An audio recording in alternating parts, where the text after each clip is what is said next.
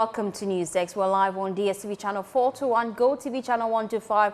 Across all our social media handles, we're Joe News on TV. Coming up, Vice President of Imani Africa, Bright Simmons, alleges that one of Ghana's most important commercial properties, the Regina House in London, has been taken over by oil conglomerate Trafigura following Ghana's judgment debt.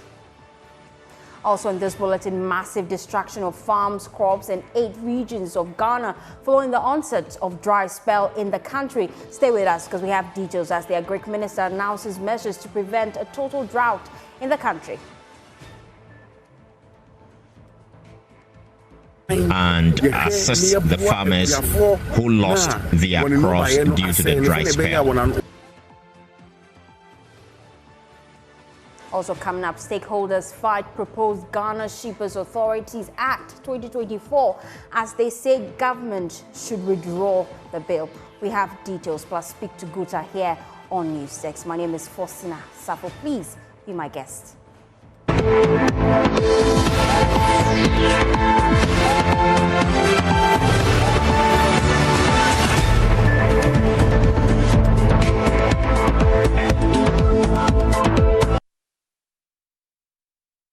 Thanks for choosing us. We're your home of independent, fearless, and credible journalism.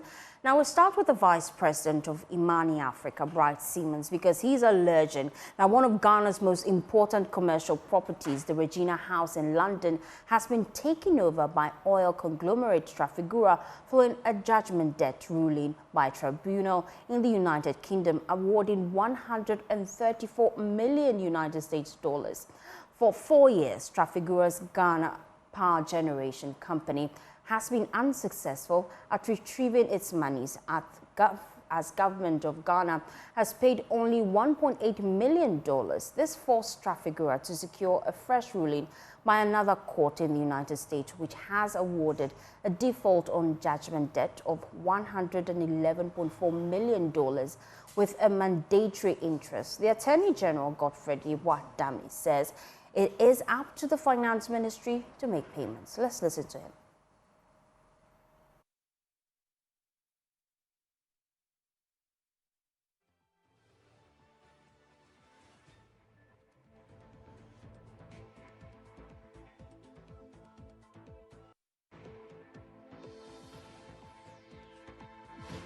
After the entry of the arbitral award, which is final, the only obligation left is for the state, which is the judgment debtor, to pay.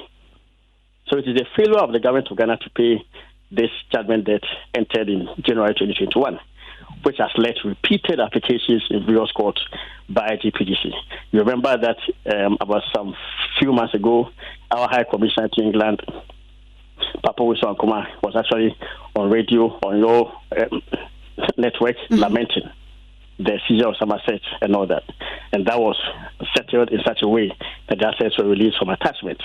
The government of Ghana subsequently paid some amount of money, but it was not in full settlement of the judgment debt. So the judgment debt is still outstanding.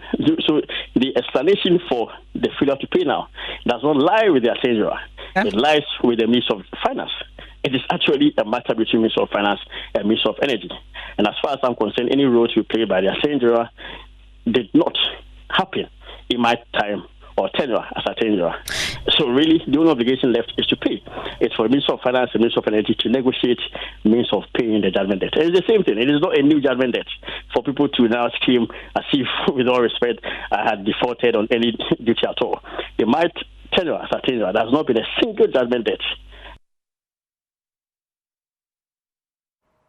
Meanwhile, in his latest epistle on the judgment debt controversy, Vice President of Imani Africa, Bright Simmons, says government has failed to disclose to Ghanaians that all economic interests in Ghana's Regina, such as paid rent by tenants, are being redirected to Trafigura. But let's show you what he wrote. It's coming up on your screen shortly. It says, in a country where accountability is taken very seriously by the citizens, the latest Trafigura judgment debt installment would be the subject of a major inquiry.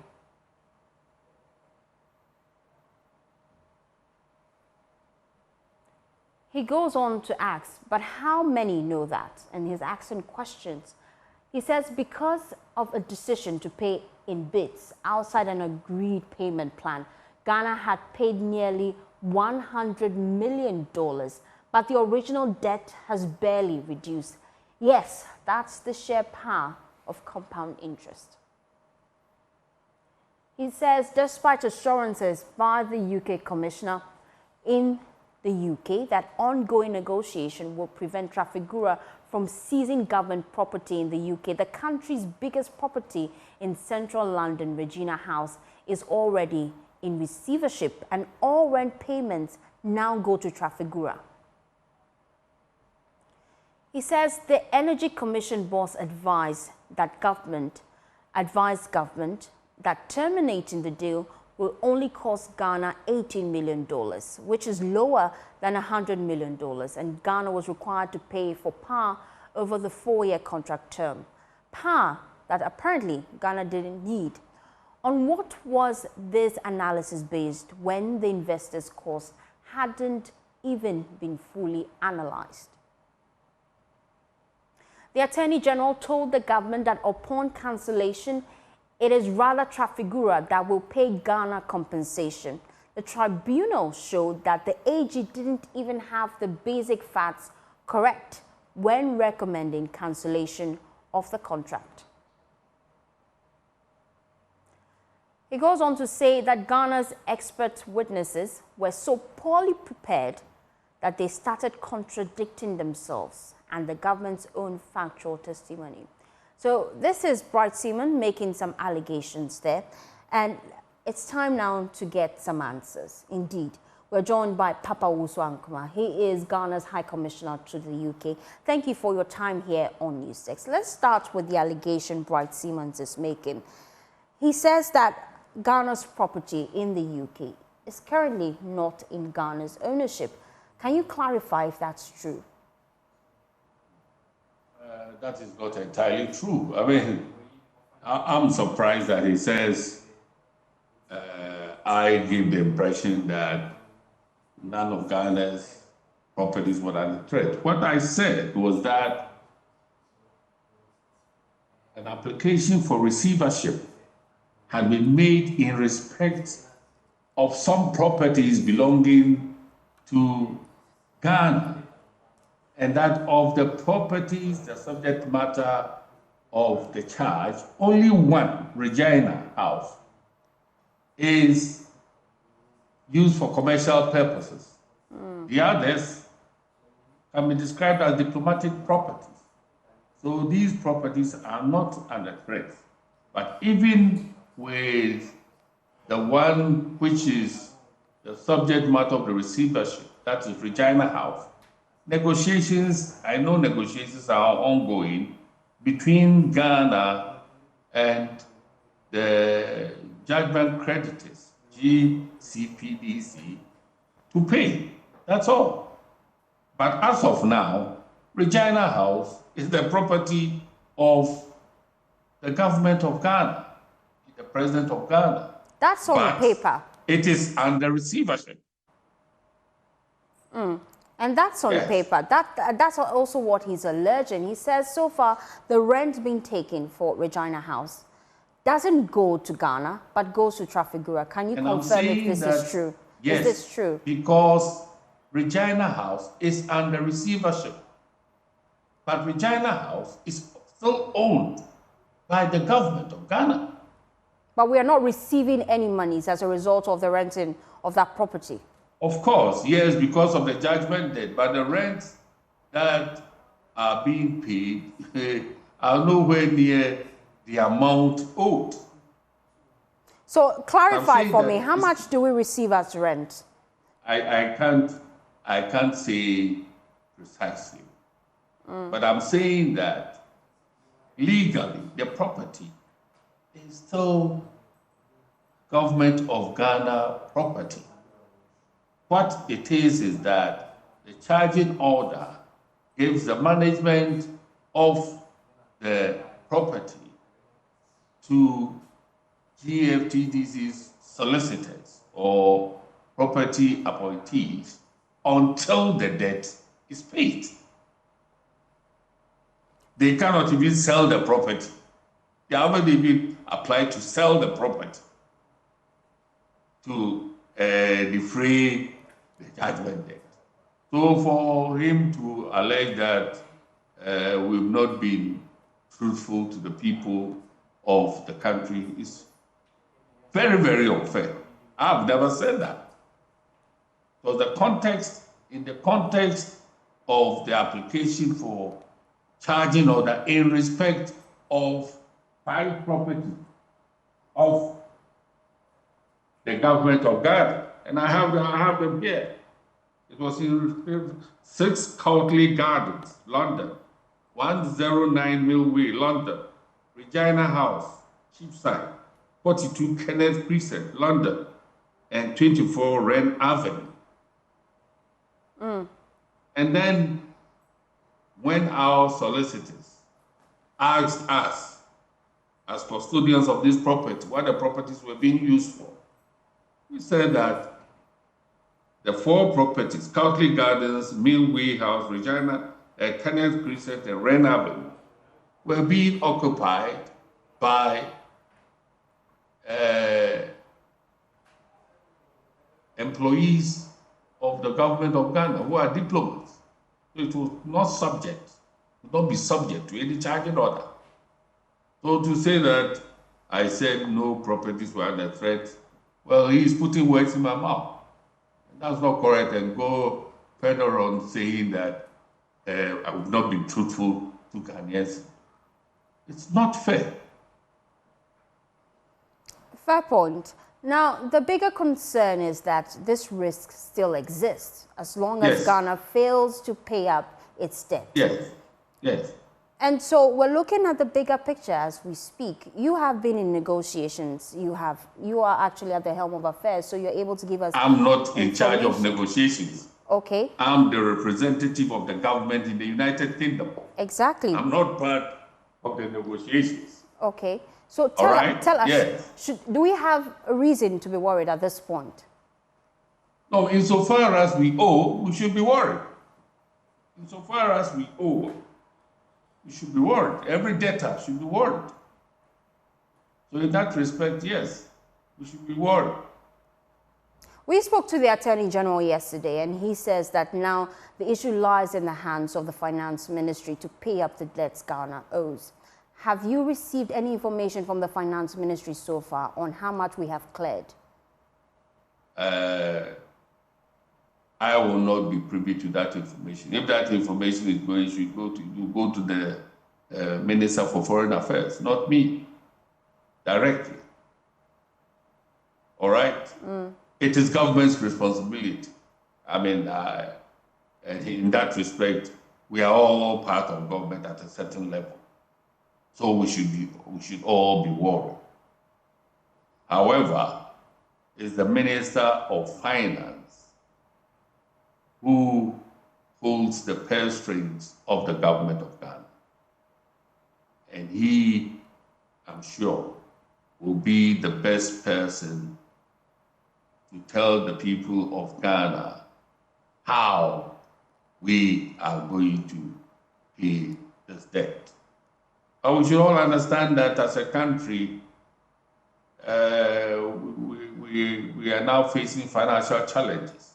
And it's limiting our ability to pay our liabilities. Now, based on this receivership terms, how long does it look like this facility will be controlled by Trafigura? Until we pay in full or come to an arrangement to pay with them. Now, I'm quite concerned, given the compounding interest, which we may never be able to pay, and all this amount involved. We're concerned about the UK High Commissioner, your position moving forward. You say you are worried. You say we should be worried. But what do you propose we do now? We negotiate. That's all you can do. You negotiate. If we don't have the means to pay, we don't have the means to pay all at one time. So we should negotiate and pay. Thank you so much for your time here on NewsDesk. My pleasure.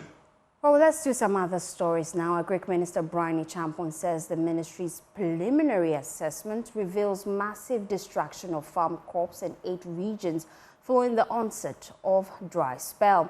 The prolonged lack of rain has left farms parched and crops withered. Some farmers in the northern region say they are struggling to salvage their dwindling harvest. There's more. In the northern region are counting their losses already following the dry spell that has hit the area. Farmers who plowed earlier around July have had to uproot their maize, waiting to replant or watch their plants wither. The situation has affected especially smallholder farmers. Right behind me is a maize farm. To my right is an okra farm. The plants here are withering. They haven't had rains, therefore they're drying up. This has been the state in the northern region. Several acres of farmlands are drying up because there are no rains. Jesli Namasi is a smallholder farmer. He spends about $7,000 on his 5-acre farm, but fears there will be nothing to harvest. It really is pathetic because after the tractor came to plow and I put the condemn, then I saw just a slight rain came and the maize started germinating, and since then we didn't receive any rain anymore. So, Mr. Gislin is just showing me his okra farm. Each year, he harvests the okra, sells to the public, and feed his family. It doesn't look like he's going to get any harvest this year. The Muslim community in the northern region last week held prayers to appeal to God for God's intervention. But what do experts think about the occurrence? The rainy season is almost ending, like you rightly said. So we stand to face a challenge of food shortage or insecurity somewhere next year. The news team visited the Picona market to assess prices of yam, considering that it's in season, but the prices have doubled. The drought has actually impacted negatively on the yam business. Last year, we were selling the smaller size at 20 Ghana cedis, and the next to it was 30 Ghana cedis and 50 Ghana cedis. But because of the drought this season, the prices ranges from 50 cedis and above. For many farmers in the northern region, it will take a miracle from God to turn things around. They believe that there will be shortage of food in the region. For Joy News, Martina Bugri reporting.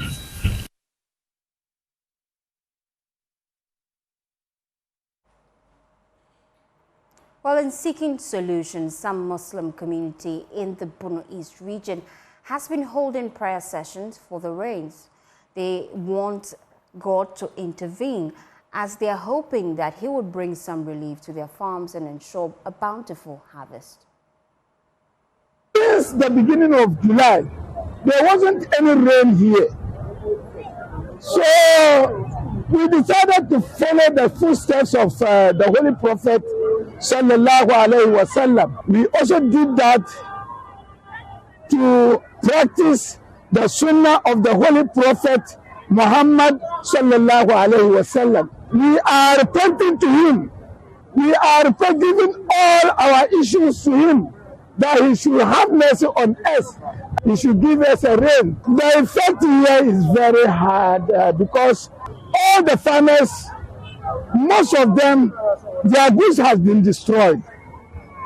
And anytime that once it is not raining in November, I don't think maize can do with only 2 months of rain. So we are begging so that God will bring the rain. Allah will bring us the rain now.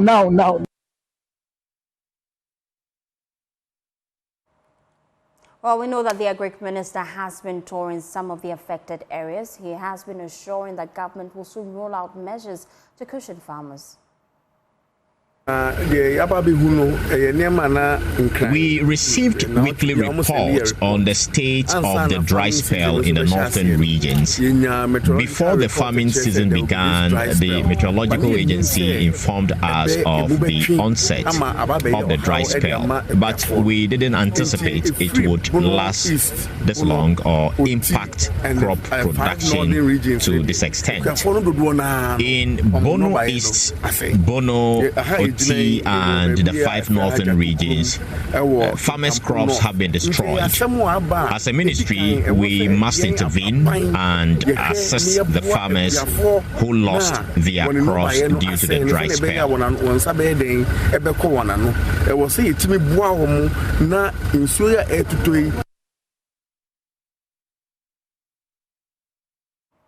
Well, senior meteorologist at the Ghana Meteorological Agency, Joshua Asamoah, speaks on climate change, and she joins us right now with more. We also have the General Secretary of the Ghana Greek Workers Union, Edward Karawe, and he joins us with more as well here on News Desk. Joshua Asamoah, thank you for your time. Now, this is a broader concern we have. We are experiencing this as a result of climate change. This dry spell, should we be worried? Thank you. Thanks for having me. We cannot say emphatically that this is because of climate change, climate variability farming, because dry spells have actually been with us for some time now. And that's not the worst case that we've seen in the country. We have actually been seeing these conditions happening. And like you heard in the report, this is something that was predicted earlier, especially for places within the northern region, the savannah region, transition zones. We're expecting long dry spells within these areas and below normal to normal rainfall for the season. So it's not something that actually came as a surprise.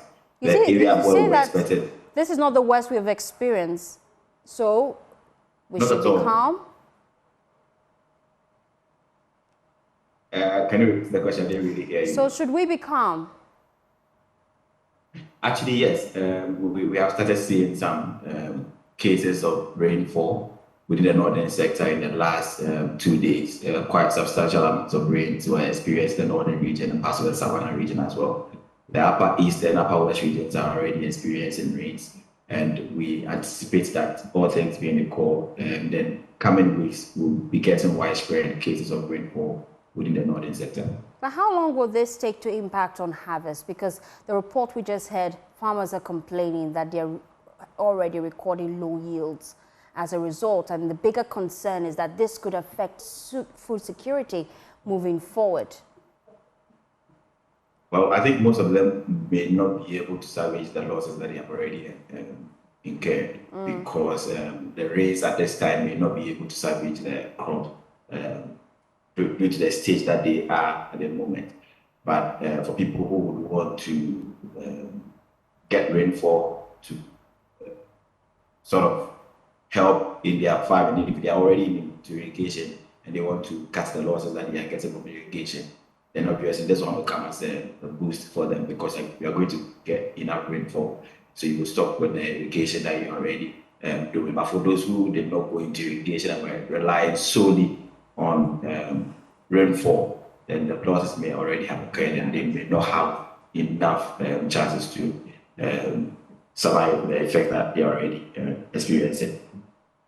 Because you are GMET, walk us through the weather pattern we should experience now moving forward, since you are laying fears that this could actually have a broader impact on harvest.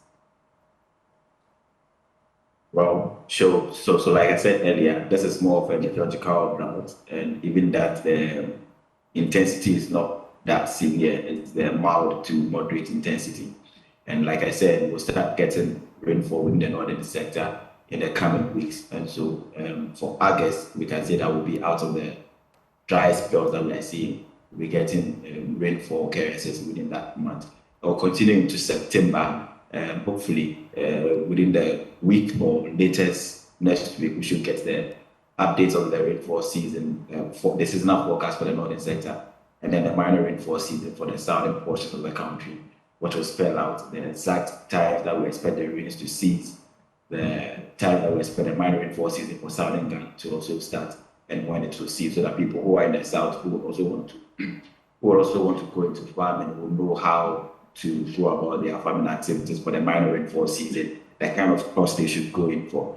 But if people actually saw the information and paid heed to the seasonal forecast that was issued somewhere in May, we would have gone for drought tolerant seeds and then see that mature in short durations due to the conditions that we were expecting. And then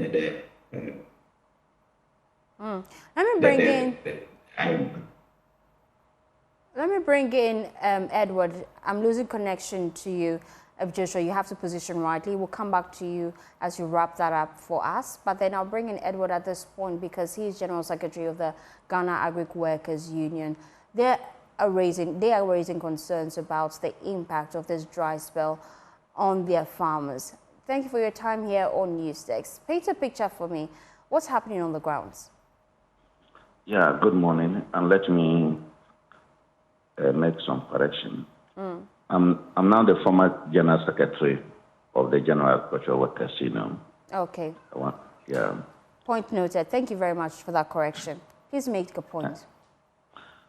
Yeah, the experience is quite unpleasant for farmers.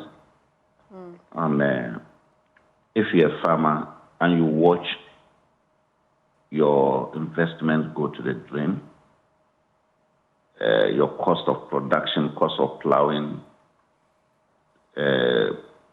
your seed, even labor that you have employed on the farm, all have gone to the waste because of drought.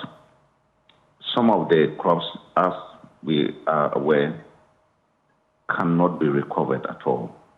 There's no amount of rain that will come today that can bring them back to life. Apart from that, crops also have stages in growth. So beyond a certain stage, no matter how much inputs you put there, you cannot change their fortunes. So you may see them not dead. You can apply the inputs, but then it will not make any significant impact on them because they have grown beyond a certain age. So this is the reality on the ground. The question about whether this drought will continue, the answer is no. It will not continue. The rains have started coming, and given the period that we are now, we are supposed to have heavy rainfalls. Now, what we are not certain is this. If we get heavy rainfall, which will also go further to destroy the crops that are left, then we will now be experiencing a double jeopardy, for the farmers. Here is the case, drought has come to destroy your farms. The few farms that have survived the drought or crops that have survived the drought, then the rainfall could come in such a way that it can cause flooding and wash away some of those crops again.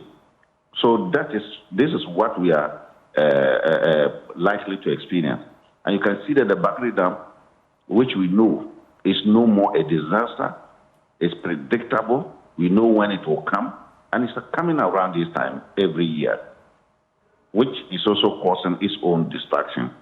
And so from August to September, unless something unexpected happens, we are supposed to have heavy rains, and those rains could be said that they may even destroy the farms that are left. Now, moving forward, how do you recommend we deal with issues like this, such that the impact on the average farmer is reduced?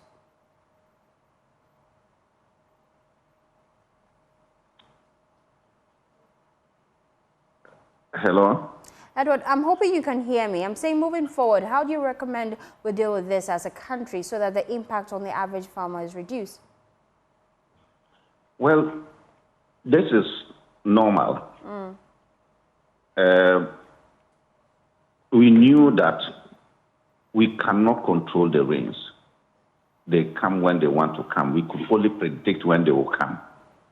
But as a country moving forward and seeking to grow our agriculture, we cannot solely depend on rain-fed agriculture, because there's some part of the year the rains will not come at all. Yet we think that we must have agriculture.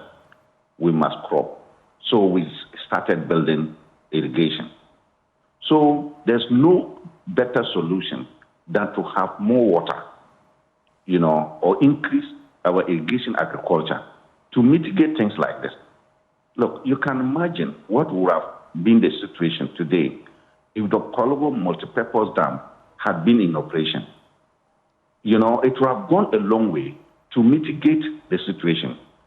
When you have nature coming on you like this, you don't expect to recover everything, but you try to mitigate as much as possible.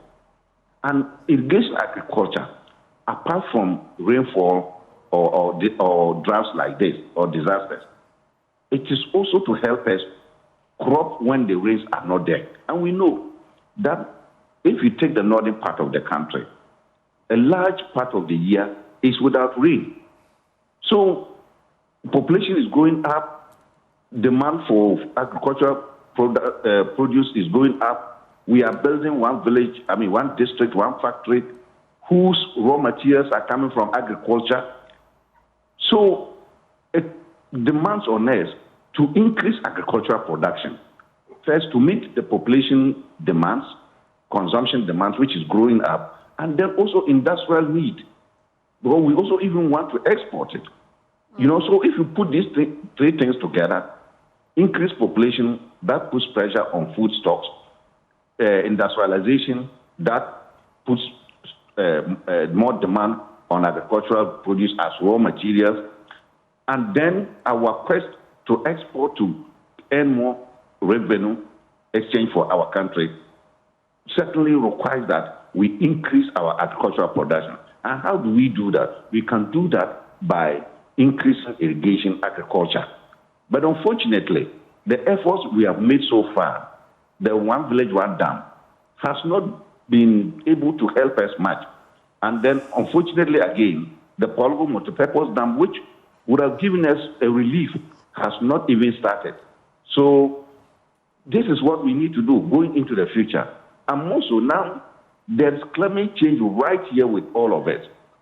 Even ordinary people who do not understand climate change can experience it. It is like the wind. You don't see the wind. But when the wind blows, you experience it. So climate change is here with all of us. So Ghana has no choice than to increase irrigation agriculture. And this is the future for agriculture for Ghana. Thank you for your time here on News X. We've been also speaking to Joshua Asamoah. He is from GMET. He's allaying fears that the situation could actually become worse. And you just heard Joshua. He is sharing his thoughts about how governments can, moving forward, deal with the issue of climate change and this dry spell. He's proposing that we invest in irrigation facilities. Now, let's do some other stories now. The Ghana Union of Traders is rejecting government's proposed import licensing regime as they urge President Akufo-Addo to withhold assent to the controversial Ghana Shippers Authority Act. Under the newly proposed Ghana Shippers Authority Act 2024, importers and shipping service providers will be required to register with the Ghana Shippers Authority and submit shipment notices, a move seen by traders as burdensome and unnecessary. The Act also reinstates the Advanced Shipment Information System, which had previously been resisted and withdrawn after pushbacks from the business community. Dr. Joseph Obeng, president of the Ghana Union of Trade Association, argues that government failed to consult key stakeholders before Parliament passed the act. He will join us shortly to get his thoughts on this. But first, on your screens now are excerpts of a statement put out by GUTA, raising concerns about this act altogether. They say the business community wishes to appeal to President of the Republic not to assent to the Ghana Shippers Authority Act 2024 until some critical issues raised on the act by stakeholders are resolved. They are as follows. They say that the issue of registration of shippers and shipping service providers were not discussed with us to make our input as stakeholders in the shipping industry. Number two, they say submission of notice of shipment was also not discussed with stakeholders for their input. They say the final draft was issued to stakeholders only after Parliament had approved the bill. They also raised concerns that issues raised on the suspension of registration, renewal of certificates of registration, cancellation of registration, and outright rejection, which are only related to permits and licenses to operate as importers, have not been resolved with stakeholders. They say the advanced shipment information system that had been resisted and withdrawn by government in the past is now being reintroduced in the Act. Our opposition on that has not changed. Moreover, this information sought by the GSA is of no relevance to their operation. For these reasons, the Ghana Shippers Authority had agreed to our concerns and promised that as the Act has already been passed by Parliament, they would use legislative instrument to correct any defects or anomaly in the operationality of the Act. However, our consultations suggest that allies cannot override an Act. Hence, our call on the President of the Republic not to assent to the Act until all issues raised are resolved. Well, in subsequent bulletin, we'll try to reach out to Dr. Joseph Obeng, he's president of GUTA, as we get his thoughts on this.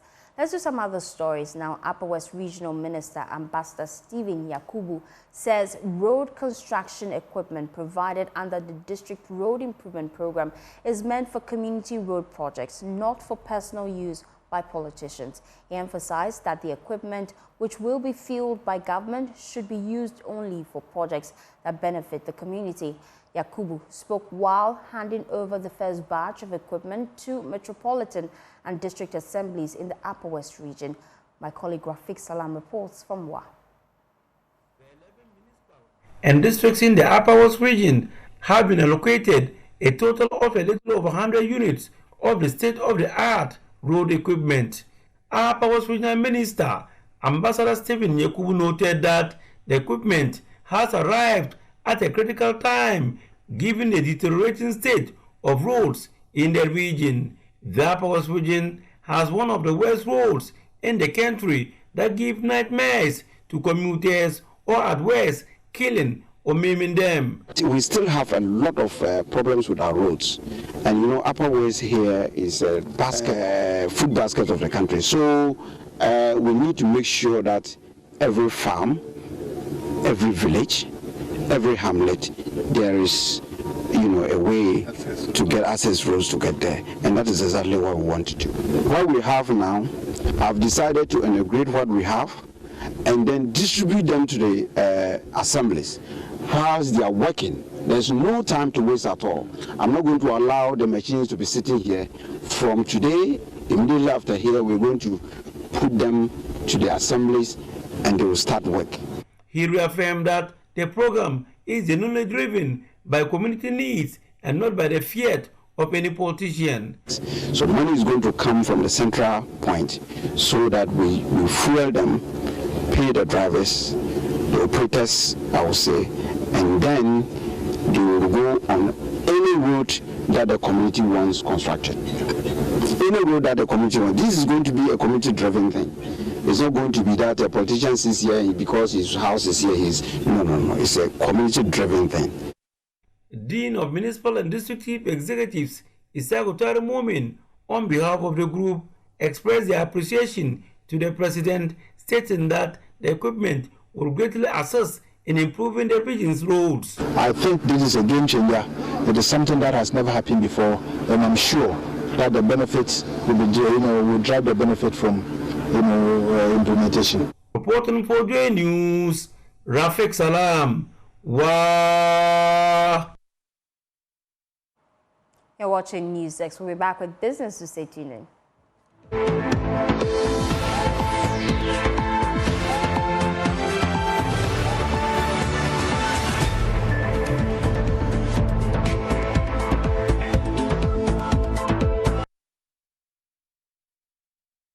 Hi, welcome to Business. My name is Darryl Kwao. The Ghana Cocoa Board says all is set to open the 2024-2025 Cocoa Crop season on the 1st of September this year. Cocoa Board announced that it has also reviewed its initial production target for the season from 810,000 metric tons to 650,000 due to reforms undertaken to cut down old trees and plant new ones. In addition, it has rolled out an ambitious plan to hoard funding from offshore syndicated banks for the first time in 32 years. Chief Executive Joseph Edu is hopeful of meeting the target. Offshore alone can save us all that money, and we need that money for other purposes. So for the first time, we will not go.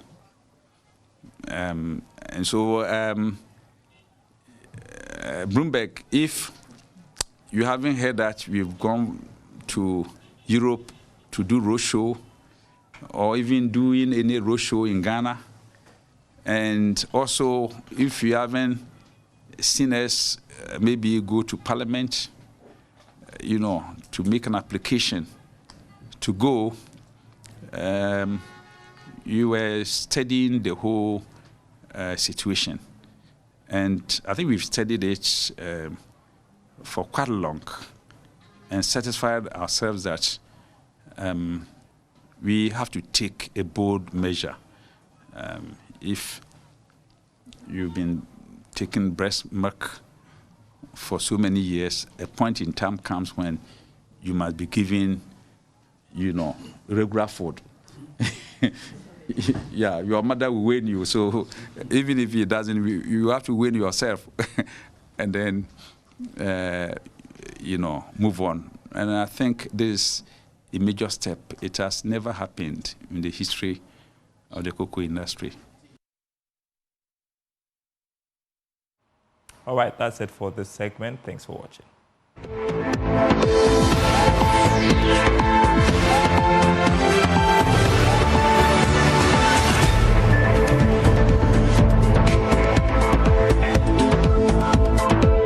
Thanks for staying with us here on NewsDesk. Friendship knows no barrier, not even disability. At the University of Ghana, Felicity Ajure and Esther Wedu are proving just that. Now, despite the former's short stature and the latter's visual impairment, their bond is unbreakable. They navigate life with resilience and joy. Their inspiring story is a demonstration of the power of friendship and determination, showing us all that disability is not a limitation, but a unique strength. Emmanuel Jivenu of our education desk has more in Joy News' latest series, This Abled.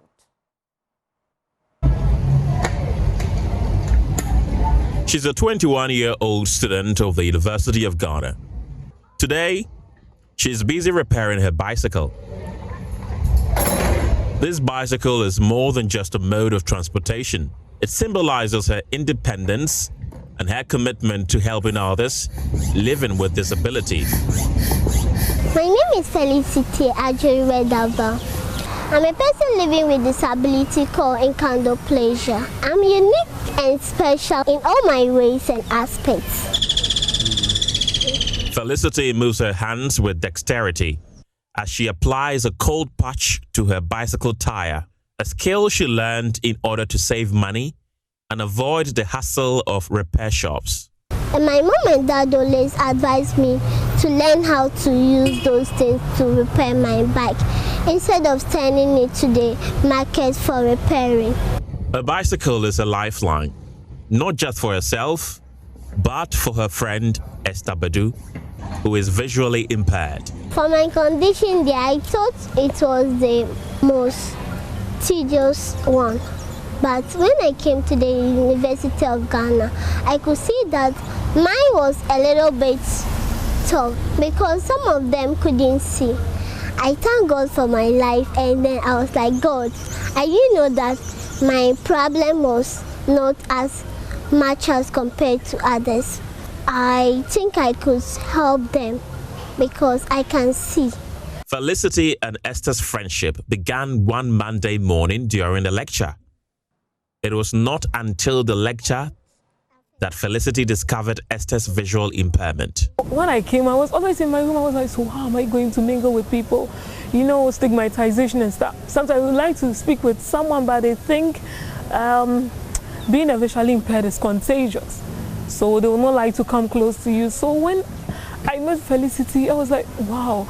I have met, although she's also a person with a disability, but she's helping me a lot. The way she was looking at me, I thought she could see. I didn't know she was visually impaired.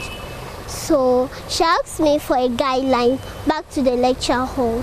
So I told her that how can this be? Because I know that you can actually see. Why are you pretending not to see? So she was like, she's a visually impaired, she can't see. So I decided to help her. And so began a friendship. Every day, Felicity and Esther navigate the sprawling campus together. As Felicity rides, Esther holds her shoulder, guiding her friend to their lecture halls. Every time I have to help her out by sending her to the lecture halls and all that. It has been a very difficult task for us, but I still insist of helping her by riding her to the lecture halls. Even though our lecture halls is at the top floor. The photography of the land is not favorable to us. There are gutters, holes, steps and stuff, and she's using her bike. So when we get to gutter, we have to, because she has to get down and help her. I will help her with the bike, carry it to cross the gutter before we continue. When there are steps, she has to get that. It's stressful. Their bond extends beyond the classroom. They study, cook, and share laughter during their leisure time. Felicity's heart is filled with compassion, not just for Esther, but for others living with disabilities. She finds joy in assisting her friends, despite the challenges they face. Other people could see their problem to be contagious. They think that maybe coming in contact with them, they will actually be infected and other stuff. So I decided to be friends with her in order to give her a helping hand. Their friendship is reciprocal. Esther helps Felicity with tasks like washing dishes and provides academic support, explaining difficult concepts during their study sessions. Some of the animals also have reversed legs, lagoon. Anywhere she's going, she wants me to go with her, and so do I. Like, we can't go and leave one another. Maybe she'll leave me in the room. When she's going to buy something, she'll be like, Esther, please. And I say, Felicity, how can I visually impaired be? I said, she said, no, I don't care. Let's move together. We move together. So anyway, so I really like, there is this friction between the two of us. Yeah. Esther too cherishes their friendship, finding strength and comfort in their daily interactions. It has been fantastic. We sometimes quarrel. Sometimes when it's time for lectures, I'll be tired. We'll not sleep early because we'll study the whole night. Maybe we'll sleep at 2 and stuff. So we had to wake up for the next lecture. She'll come and wake me up. I'll be like, Felicity, why did you come to wake me up? You have to leave me. Then we'll quarrel because of this thing. Then not serious fight stuff. We just fight and And she's not a kind of person, even if you say something, she'll be angry. She'll just, sometimes I do say something, I'll be like, Felicity, why are you not mad at me? She said, no. Then I'll just apologize. Then we move on. Yeah, so I really love our friendship. Their shared moments of joy and mutual support paint a beautiful picture of what friendship truly means. Felicity dreams of becoming a journalist, using her voice to advocate for others with disabilities. I want to be a journalist because I've not seen people giving news like me. And for that matter, I would like to use the power of the microphone to advocate for persons living with disabilities. I want the whole world to know of our friendship, a visually impaired and a person living with a achondroplasia, being besties.